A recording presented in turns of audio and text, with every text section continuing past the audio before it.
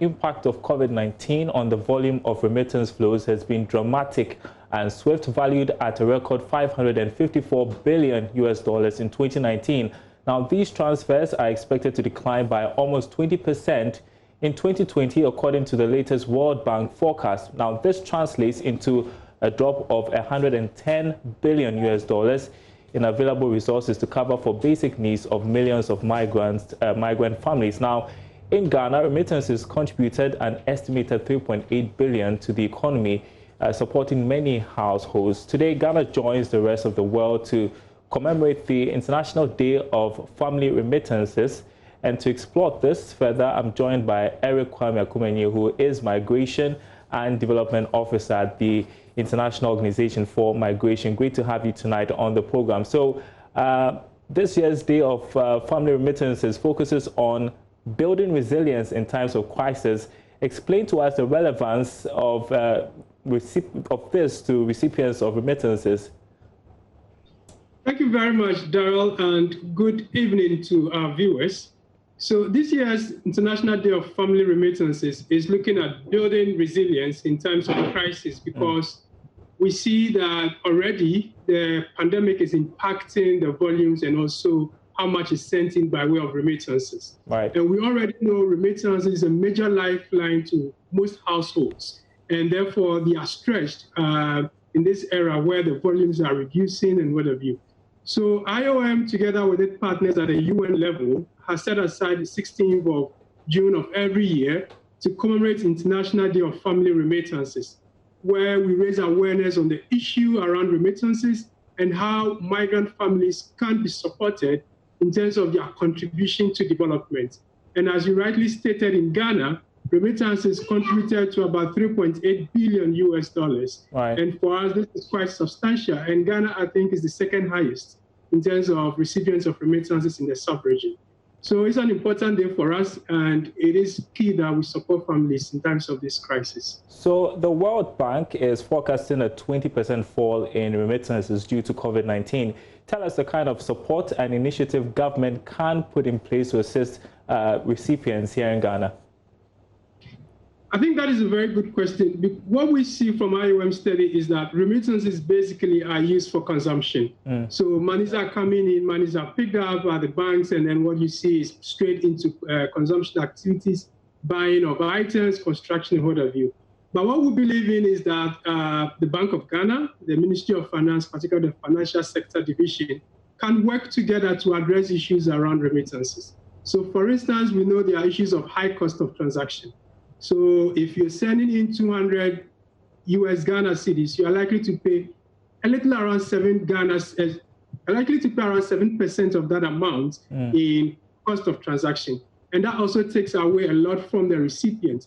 So if the government can begin to look at this, how do we address this issue? We address this issue through market competition. So if we can open up the space, allow a lot more players in the space, and use issues of technology to make sure remittances can terminate easily on the wallets and then on the mobile phones of recipients, this can also drive down the cost of transaction.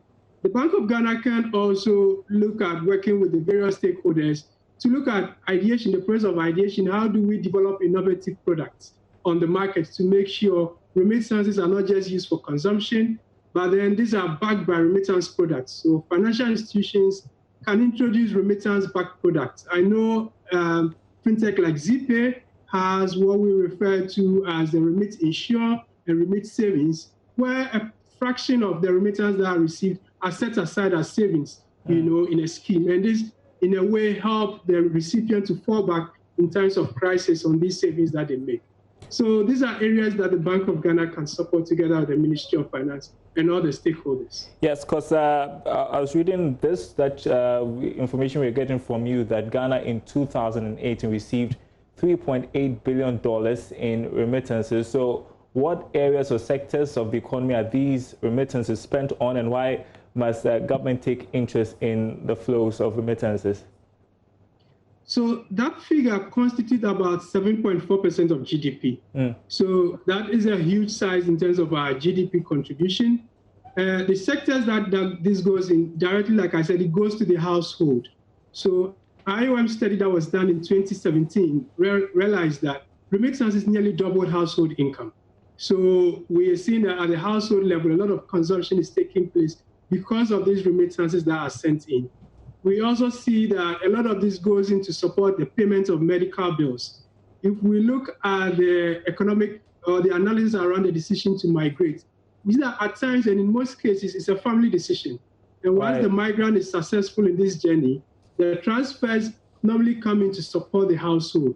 So you see monies that are being brought in to pay medical bills, to pay school fees, to support the family business, to invest in agriculture, support the construction of family homes and what have you. But then also, most importantly, we see a lot of money is also going in for funerals and then church projects and what have you. So these are the areas where the remittances are going into. And from IOM, we see that very limited amount is used on savings and investments. And this is why, together with our stakeholders, we are advocating that we try to introduce remittance-backed products to make sure we cash in on these flows. And we need to increase the $3.8 billion, right? So Yes. then we recognize that monies go through informal channels. So how do we formalize the informal market, so to speak? Thank you, Daryl. What we see is that from the analysis and the projection that has been done, if we are able to translate the flows that go through the informal channels into the formal, we could double the amount that we're seeing in remittances.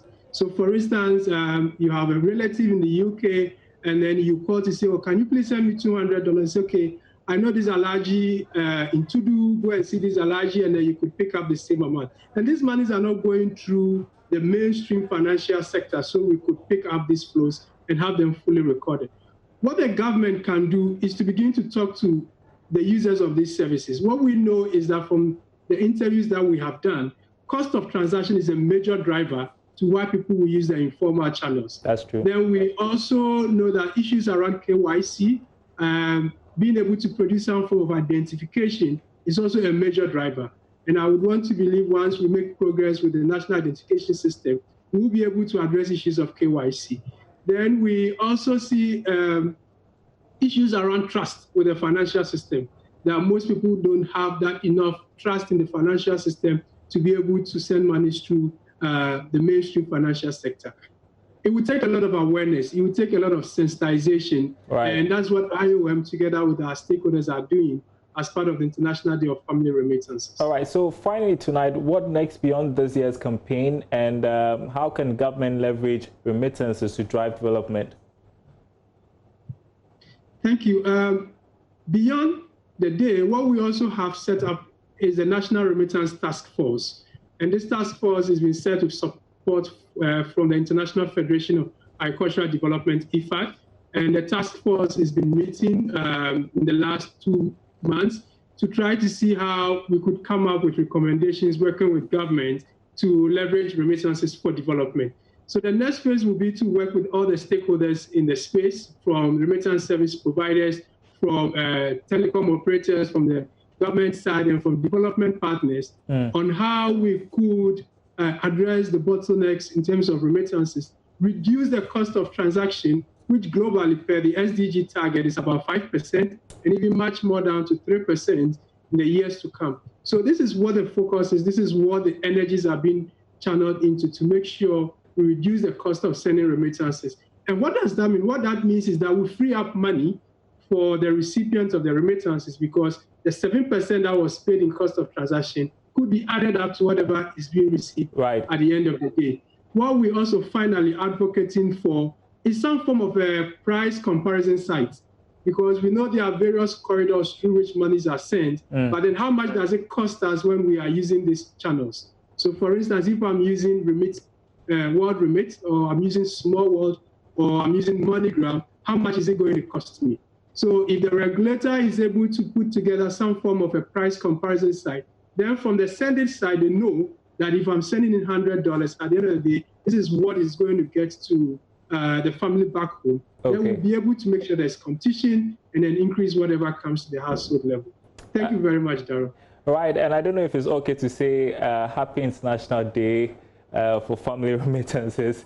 But thank you. Yes, and for us, that will go to the migrants that we work with. It will also go to the migrant sending households. And you know, Ghana is a major sender of migrants. Great. Thank you so much, Eric Kwame Akumanyu, who is the Migration and Development Officer at the International Organization for Migration. Great to speak to you.